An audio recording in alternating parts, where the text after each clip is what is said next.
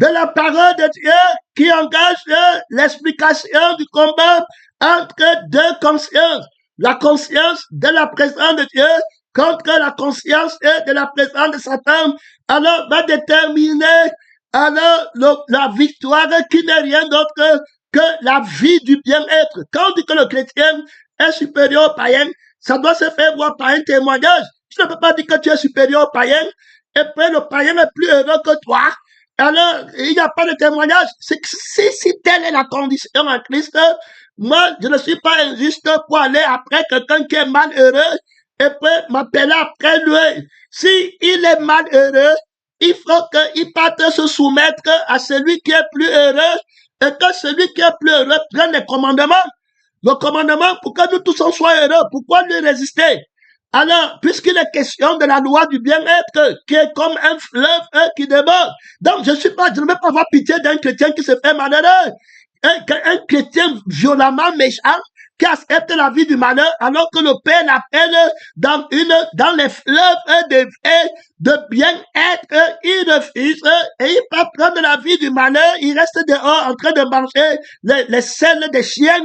Et puis là-bas, tu as pitié de lui, au lieu de rentrer dans la maison du roi, et amener tout le monde là-bas. Il y a trop de place au ciel. Il y a la place pour ta mère, pour tes enfants, pour tout le monde, pour ne plus jamais pleurer. On t'apporte la bonne nouvelle du royaume des cieux. Tu prends la bonté de Satan, la bonté du monde pour combattre la bonté de Dieu avec. Tu prends le plaisir d'être avec la famille pour 10 minutes sur la terre, le plaisir d'être avec les enfants pour 50 ans sur la terre après à l'offre. Au lieu de prendre le plaisir pour être avec les enfants pour 10 milliards d'éternités. Et tu crois que je vais avoir pitié de la chair? Pendant missionnaire, le combat qui est terrible, c'est ainsi qu'on voit le visage des gens. Ce n'est pas après un peu qu'on rit. C'est maintenant que tu vois le vrai visage de celui qui envoie. Il n'en a pas pitié de la chair. Terminé, et tu vois maintenant bien son visage. Tu mets ta ceinture, tu prends ta décision. Est-ce que de part au ciel, est-ce que de part l'amour vainqueur qui veut que je vive éternellement, ou bien de me mentir avec le feu de la mort du mensonge? Va écouter le premier message pour avoir une idée profonde du feu, du mensonge, du plaisir, du sang, de la chair, qui fait que plusieurs ne veulent pas boire le feu de la nouvelle alliance. Ils disent que le feu nouveau n'est pas bon, parce qu'ils boivent le vieux feu, donc ils ne veulent pas le nouveau. Alors, il va rester avec le feu de la conscience du sexe. Ils sont là-bas remplis dans les églises. Hypocrites, terminés. Ils ne connaissent pas la présence de Dieu dedans. Ils ont fait la présence de Dieu.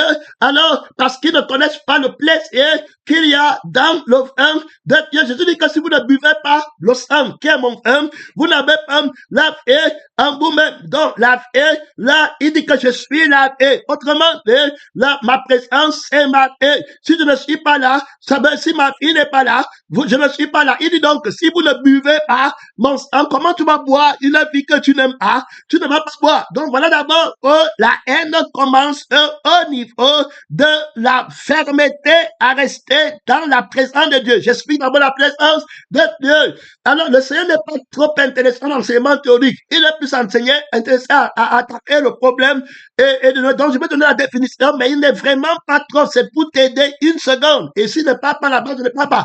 Je répète, pour entrer dans la présence de Dieu, c'est entrer dans la conscience qui connaît la vie de Dieu qui est présente en toi. Ça veut dire que tu entres dans la présence qui connaît l'esprit de Dieu qui est en toi. Donc, quand tu acceptes Jésus, Jésus entre en toi.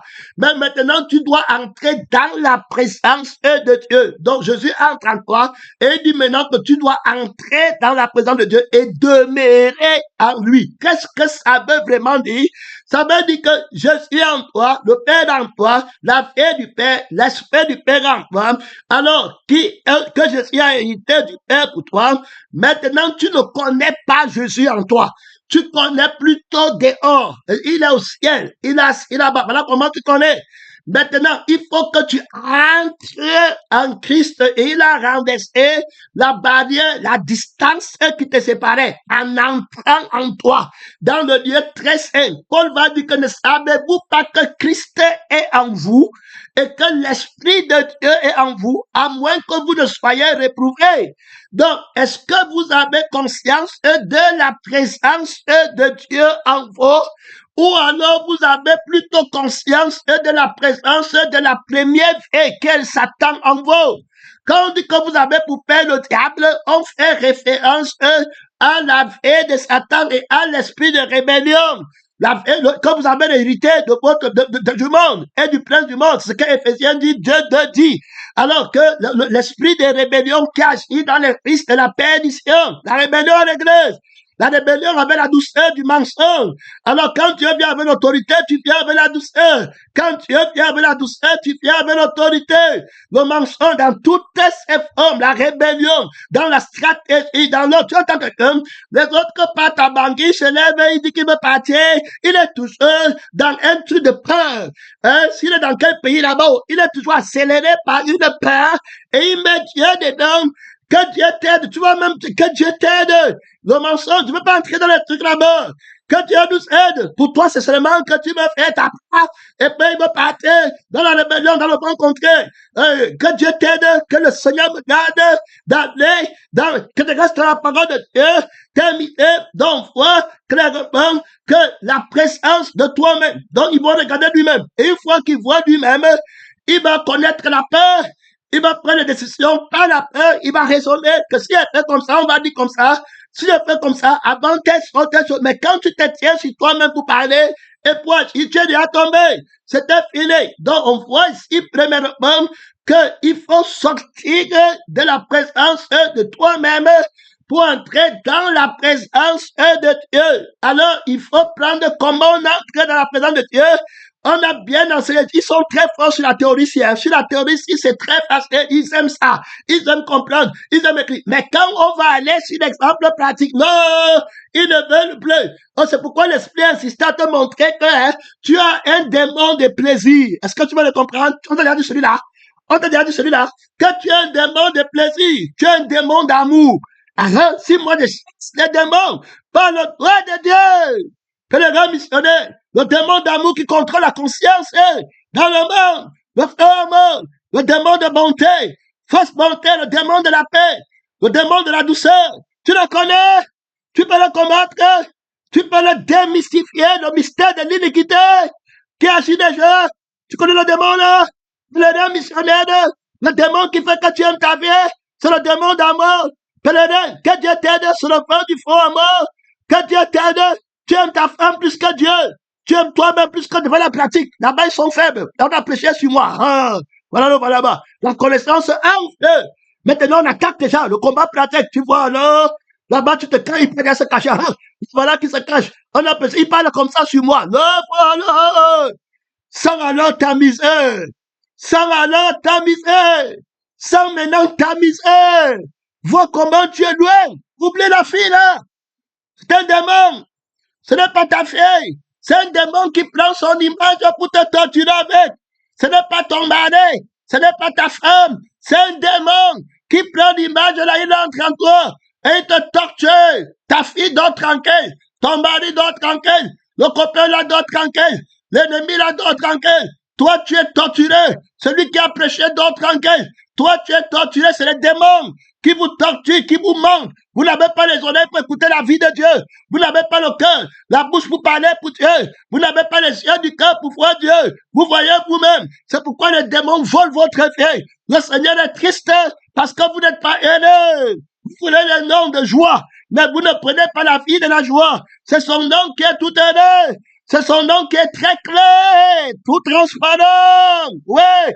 Tu vas être, tu as vu, la propriété, voilà, est toute joyeuse, la sainteté est joyeuse, terminée, est vainqueur, est forte, que Dieu t'aide de ne pas te saler, son nom, c'est la parole de Dieu, beaucoup d'autorité là-bas, beaucoup de puissance. Donc ce n'est pas la théorie. Si on veut mettre la théorie maintenant, c'est comme ça la conscience, maintenant, pratiquement, pour que tu sortes vainqueur et pour que tu aies la joie là, donc tu vas souffrir, honte, il a été humilié. Écoute bien.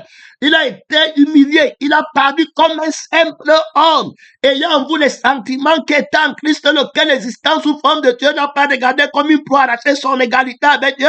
Il ne dit pas que moi je n'ai rien frère, et puis tu me fouettes, tout le péché du monde vient sur moi. Tu parles à qui? Il parle à qui comme ça? Il parle au Père de lui-même. Frère, allez régler votre problème de rébellion.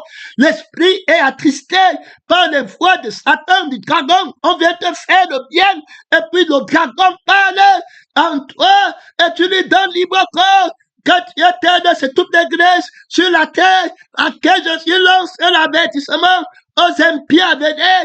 La foi du dragon dans le cœur, quand le Père parle de l'expiation de tes péchés, de te mettre en accord avec Dieu pour chasser la conscience de Satan qui te revendique, qui te tient captif depuis la montagne, le raisonnement des auteurs. Tu te mets là-bas sur la hauteur de l'image de Satan et tu lances un mot que je n'ai rien fait, à quel tu dis que tu n'as rien fait. Tu es encore devant le mépris, c'est d'être conscient d'une autre chose ou d'une autre personne devant la toute présence de Dieu. Je ne prends l'explication du mépris.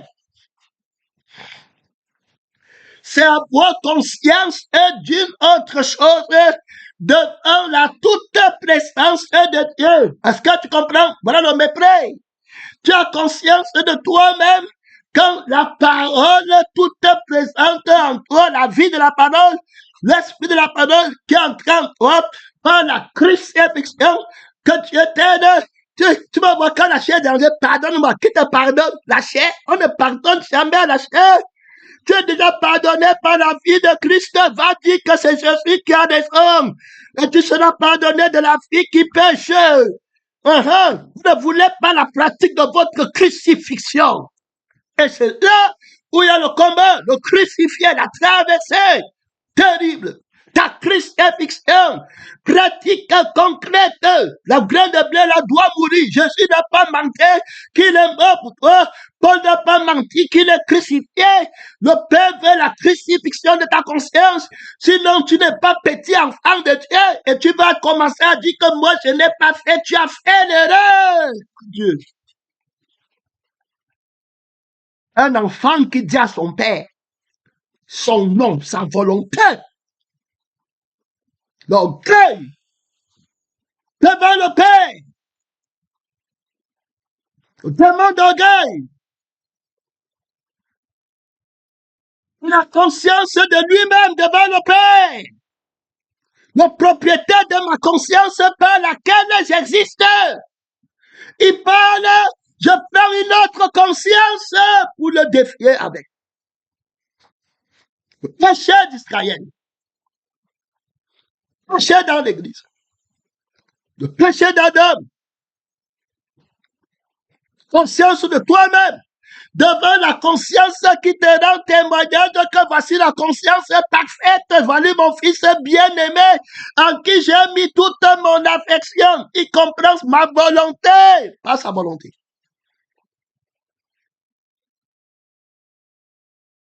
Je n'ai pas fait, j'ai fait